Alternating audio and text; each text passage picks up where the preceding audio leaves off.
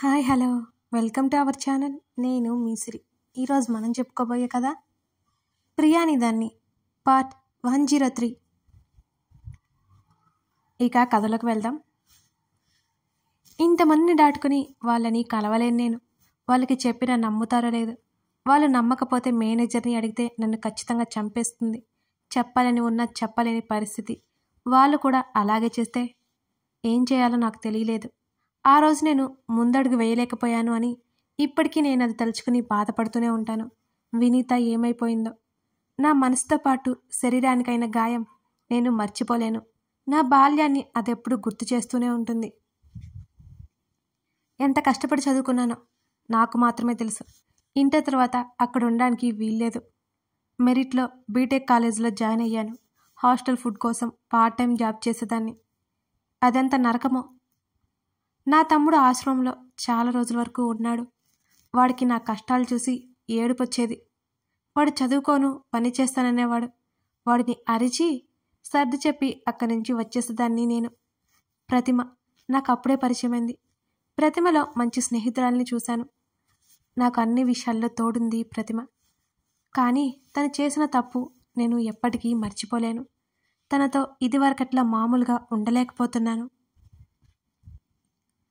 నమ్మాను కదా, నమ్మకం పోయింది.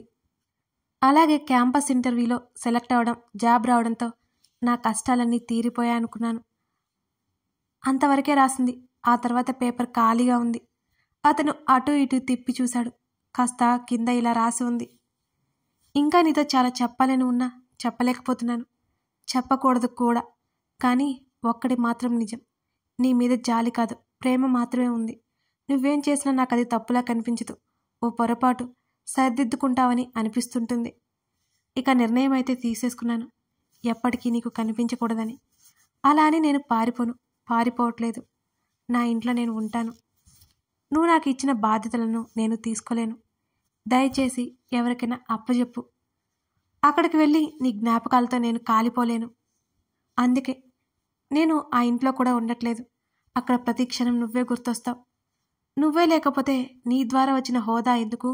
నీ ద్వారా వచ్చిన ఆస్తులు నాకెందుకు? మన మధ్య ఉన్న బంధం దారం లాంటిది. అది ఆల్రెడీ తెగిపోయింది. అక్కడ శూన్యం ఏర్పడిపోయింది. వారదే లేనప్పుడు ఆ వారధిని అంటిపెట్టుకుని ఉన్న విలువ నేమైనా నాకు ఏమాత్రం ముఖ్యం కాదు. అవి నా కంటికి కనిపించినవి. అవి నేను చేరుకోలేనివి.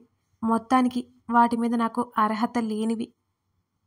తెలియకుండానే ఏదేదో చెప్పేస్తున్నాను నేను. నేను బాగా ఇబ్బంది పెట్టాను కదా, నన్ను క్షమించు. కాదు నీకేమీ కాని నీ భార్య అవని. అదంతా చదివేసి ముఖానికి చేతులడ్డు పెట్టుకున్నాడు రిషి. అతడి మెదడు మనసు విపరీతమైన ఆలోచనల్లో కూరుకుపోయింది. తను అవని గురించి ఎందుకంతగా ఆలోచిస్తున్నాడు ఏమో అతనికి కూడా తెలియట్లేదు. రాహిణిని మర్చిపోతున్నాడా? అదైతే ఎప్పటికీ జరగదు. ఒకే సమయంలో ఇద్దరి గురించి తనకు ఆలోచనలు రావడం ఏంటి? అయినా ఇష్టం, ప్రేమ అన్నిసార్లు కలుగుతాయా? అతని మనసంతా గందరగోళంగా ఉంది. అది రెండు ధృవాల మధ్య నిలబడి ఎటు వెళ్లాలో అర్థం కానట్టు ఊగిసలాడుతోంది. వెంటనే ఆమెను చేరుకోమని ఒక మనసు పోరు పెడుతోంది. ఆమెకి ఇప్పటికైనా సంతోషాన్ని ఇవ్వమని గోల చేస్తుంది. ఆమెను ప్రేమించొద్దు, ప్రేమను అందుకోమని ప్రోత్సహిస్తోంది.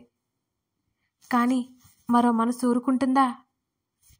నువ్వు రాహిణికి మాత్రమే సొంతం, నువ్వు రాహిణిని మాత్రమే ప్రేమించావు, అవనిని కాదు అని అంటోంది. అతనికి తల పగిలిపోతున్న ఫీలింగ్ కలుగుతోంది. ఆలోచనల సమూహం అతని మెదడు చిత్రహింసలు పెడుతోంది. అతడు తల పట్టుకుని అలాగే వెనక్కి వాలాడు. రాహిణితో జరిగిన సంభాషణ అతనికి గుర్తొస్తోంది. రాహిణిని ప్రాణం పోతుందని తెలిసినా ఆమె తన భార్య కావాలని అనుకున్నాడు.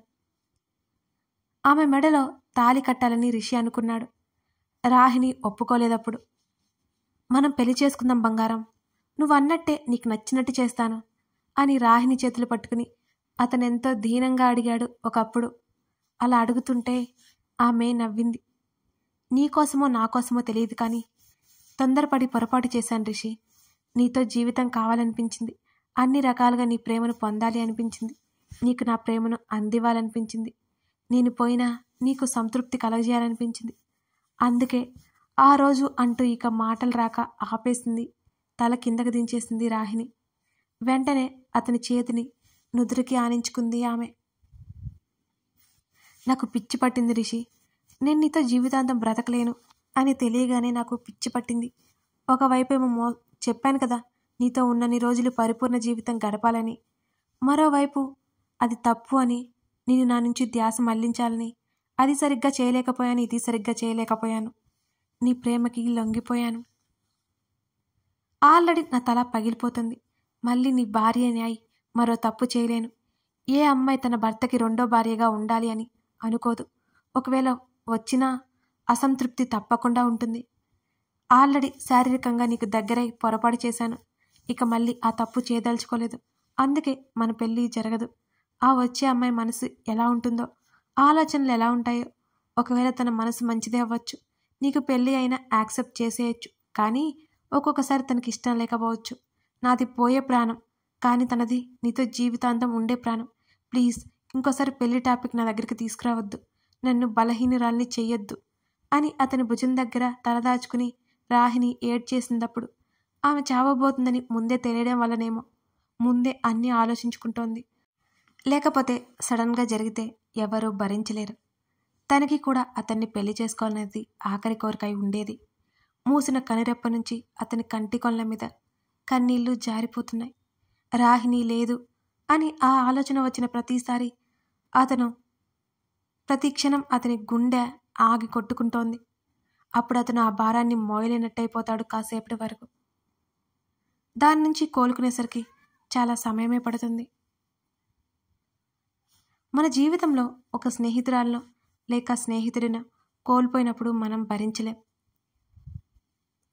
అదే ఆ సిచ్యువేషన్లో మనం ఉన్నప్పుడు మనల్ని ఓదార్చడానికి అందరూ వస్తారు. అంతేకాని ఆ స్నేహితురాలనో స్నేహితుడినో మర్చిపోమని ఎవరూ చెప్పరు. అదే తన ప్రేమను కోల్పోయినప్పుడు మర్చిపోమని ఎలా చెబుతారు? జీవితాన్ని పంచుకునే వ్యక్తి లేదు. మర్చిపో అని ఎంత సులువుగా చెప్పారు.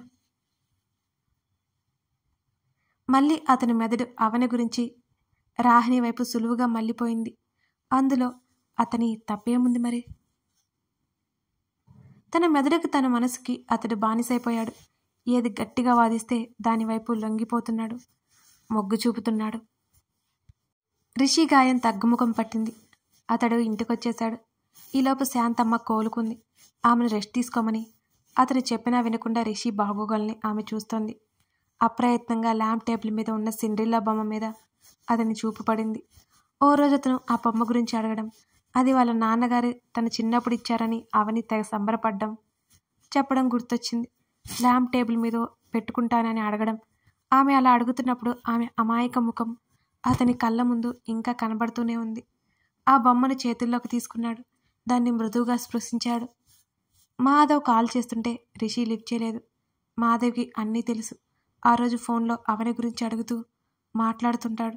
తనకేదో చెప్పడానికి ప్రయత్నం చేస్తుంటాడు. తను ఏమీ తెలుసుకోలేనివాడు కాదు. అన్నీ తెలిసినా ముందు అడుగులే వేయలేకపోతున్నాడు. అతన్ని ఆమెను చేరుకోవడానికి ఏదో ఆపేస్తోంది. మరో 15 రోజులు తనతో పాటు ఉన్న ఆమెను పంపేసింది అవని. తన పనులు తను చేసుకోసాగింది. తల్లిదండ్రులు ఇంకా రాలేదు. తమ్ముణ్ణి చూడాలి, మాట్లాడాలనిపిస్తోంది. వాళ్ళకి సిగ్నల్స్ ఉండవని ముందే చెప్పారు. వాళ్ళు నార్త్ ఇండియా వెళ్ళిపోయారు. తన తమ్ముడు వాళ్ళతో బాగున్నాడు. పోయిన తన తల్లిదండ్రులని వాళ్ళలో చూసుకుంటున్నాడు. కాసేపటికి తన ఆలోచనలు రిషి మీదకు మళ్ళే. ప్రతిరోజు రాత్రి పగలు తేడా లేదు. అతని వైపే ఆమె ఆలోచనలు. నిద్రపోయే ముందే కాదు, కలలో కూడా తనని తరుముతూనే ఉంటాయి అతని జ్ఞాపకాలు. ఈ పాటికి ఎక్కడున్నాడో, ఏ దేశంలో ఉన్నాడో, ఏం చేస్తున్నాడో, టైంకి తింటున్నాడో లేదో. గట్టిగా తల విదిలించుకొని అతని ధ్యాస నుండి బయటపడడానికి ప్రయత్నం చేస్తోంది అవని. కానీ ప్రతి రాత్రి ఆమె దిండు తడిచిపోవాల్సిందే కన్నీళ్లతో. అతని నవ్వు, అతని కోపం, అతని చిరాకు, అతని బాధ, ఇంకా అతను తన మీద చెయ్యేసి మృదు మృదువుగా నిమిరినట్టే ప్రతి క్షణం గుర్తుకొస్తూ ఉక్కిరిబిక్కిరి చేస్తుంటాయి. ప్రతి పనిలో అతని ధ్యాసే. తనకి రోజురోజుకు పిచ్చి పట్టేలా ఉంది. ఎందుకు తన మనసు అతని నుంచి తన దగ్గరికి రావట్లేదు? అవని ఆ ఇంట్లోకి వచ్చాక కాలక్షేపం కోసం కూరగాయల మొక్కలు నాటేసింది. అవి అరచేయంత అయ్యే. ఇంట్లో పనులంటూ ఏమీ లేవు. ఆ ఇంటి చుట్టూ ప్రదేశం శుభ్రం చేసుకుని ఆ మొక్కలతో కాలక్షేపం చేస్తోంది.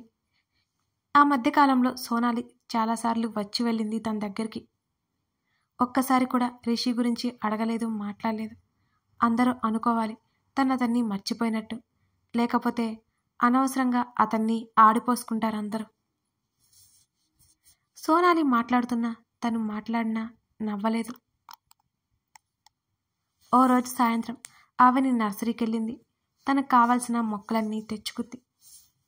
వాటికి మనీ పే చేస్తుంటే తన బ్యాంక్ బ్యాలెన్స్ చూసుకుని షాక్ అయిపోయింది ఆమె. అంత డబ్బు ఎక్కడిది? అది ఆఫీస్ అకౌంట్ నుంచి. వెంటనే రాకేష్కి ఫోన్ చేసింది అవని. తన పోస్ట్కి మొదట్లోనే రిషి చెప్పిన శాలరీ అంటది. కాల్ కట్ చేసి ముభావంగా ఇంటికి వచ్చింది అవని. మొక్కలు నాటాలనుకుని ఆకాశం మబ్బులు పట్టి ఉండడంతో అవి బయట వరండాలో పెట్టింది. ఆ రోజు రాత్రంతా వర్షం ఎక్కువ పడితే అవి ఊరికి కొట్టుకుపోతాయి, వృధా అయిపోతాయని ఆమె ఆలోచన. సాయంత్రం రాధారాణి నుంచి కాల్ వస్తోంది. పాలు స్టవ్ మీద పడేసి కాల్ లిఫ్ట్ చేసింది అవని. అత్తయ్య, ఎలా ఉన్నారు? ఎక్కడున్నారు? మనీ ఎలా ఉన్నాడు? మిమ్మల్ని ఇబ్బంది పెట్టట్లేదు కదా అని అవని ఆపకుండా ప్రశ్నలు సంధిస్తుంటే, అవని, మేమంతా బాగున్నాం. ఇదిగో రేపే వస్తున్నాం. మీకు ఎన్నోసార్లు ఫోన్ చేయాలనుకుని చేయలేకపోయాం. రిషి ఫోన్ కలవడం లేదు. మొన్న ఈ మధ్య కలిసిన వాడు ఏంటో లిఫ్ట్ చేయలేదు. నేను వెళ్ళిన దగ్గర నుంచి నాకేదో కలత. మీ ఇద్దరు ఎలా ఉన్నారో ఏంటో అని ఆవిడ మాట్లాడుతుంటే, మళ్ళీ అతడు ఎలా ఉన్నాడో ఏంటో అని సందేహం అవనిలో. మేం బాగున్నాం, మీరు కంగారు పడకండి అని చెప్పింది అవని. అప్పుడు కుదుటపడింది రాధారాణి. విషయాలన్నీ ఆమె ఇంటికి వచ్చాక చెప్పాలనుకుంది అవని. ఫోన్లో చెప్పి వాళ్ళని కంగారు పెట్టదలుచుకోలేదు ఆమె. వరండాలో మడత కుర్చీలో కూర్చుని వెనక్కి వాలింది అవని. ఆకాశమంతా లేత నల్లరంగు దుప్పటి కప్పుకున్నట్టుగా మబ్బు పట్టి మేఘాల భారం ఎక్కువైపోయినట్టు ఒక్కొక్క చినుకు మెల్లిగా నేలకు రాస్తోంది. వాటిని చూస్తుండగా తన తమ్ముడు లైన్లోకి వచ్చాడు. అతనితో మాట్లాడుతోంది అవని. చినుకు చినుకు చిక్కటి జల్లులా మారింది. చల్లగాలి ఆమె ముఖాన్ని తాకింది. అక్క, ఉన్నావా? మాట్లాడవేంటి? అవతల నుంచి తన తమ్ముడు అరుస్తుంటే తేరుకుని, వర్షం పడుతున్న విషయం, తన మొక్కలు తెచ్చి నాటాలనుకున్న విషయం తన తమ్ముడితో చెప్పి జాగ్రత్తగా ఉండమని మరీ మరీ చెప్పి మాట్లాడుతోంది అవని. కాసేపటి తర్వాత ఆమె కాల్ కట్ చేసింది. సన్నటి చినుకులైనా చిక్కగా వాన పడుతోంది. ఆమె వెనక్కి వాలి అలాగే గేటు వైపు చూస్తోంది. కానీ ఆమె ఆలోచనలు ఎక్కడో ఉన్నాయి. గేటు తెరుచుకుని ఎవరో రావడంతో ఆ కాళ్ళ వైపు చూస్తూ ఒక్కసారిగా తల ఎత్తి చూసింది అవని. ఎదురుగా రిషి. తన కళ్ళను తనే నమ్మలేకపోతుంది. వెనక్కి వాలి ఉన్నదల్లా గబుక్కున ముందుకు జరిగి నిటారుగా కూర్చుంది ఆమె. అతడు తనను సమీపిస్తుంటే ఆమె గుండె వేగం ఒక్కసారిగా పెరిగింది. అంతటి వర్షంలో, చలిలో సన్నటి చిరుచెమటలు ఆమె నుదుటిన మెడవంపులో అలుముకున్నాయి. అతను వరండాలో నడుచుకుంటూ వస్తున్నాడు. నేత్రాలు విప్పార్చుకుని మరీ చూస్తోంది తను.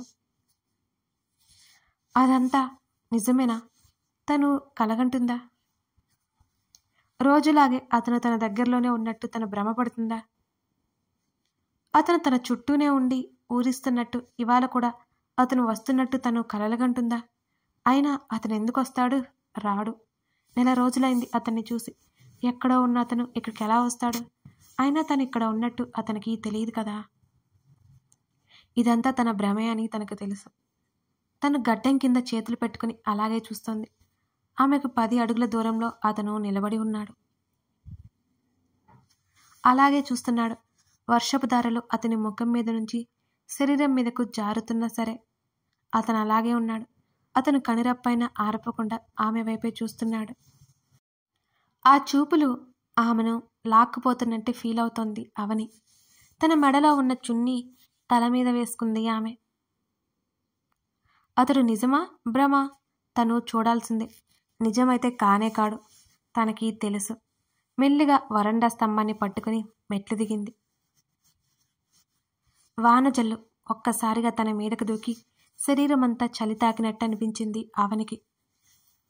ఆమె ఒక్కొక్క అడుగు ముందుకు వేస్తుంటే అక్కడ రిషి ఉన్నాడని అర్థమవ్వగానే ఆమె గుండె జల్లుమంది. ఆమె అక్కడే ఆగిపోయింది. ఆ పక్కనే ఉన్న తులసి కోట గట్టిగా పట్టుకొని కంగారుగా వెనక్కి అడిగేసింది అవని. ఆమె శరీరంలో అణువణువు కంపించిపోతోంది. కథ కొనసాగుతోంది. మొత్తానికి రిషి వచ్చాడు అంటారా, లేకపోతే రాలేదా, అవని భ్రమపడుతుందా అనేది మీకు అర్థమయ్యే ఉంటుంది పాటికి. ఇక తర్వాత ఆమె రియాక్షన్ ఏంటి తెలుసుకోవాలి అంటే ఈ కథని తర్వాత భాగం చూడాల్సిందే. నచ్చితే లైక్ చేసి మీ విలువైన అభిప్రాయాలు తెలపండి. అలాగే మీ స్నేహితులకి షేర్ చేయండి. మన కొత్త సంవత్సరం వచ్చేసింది కదా, అందరం సంతోషంగా ఉండాలని కోరుకుంటూ మరో ఎపిసోడ్తో కలుద్దాం. Thank you.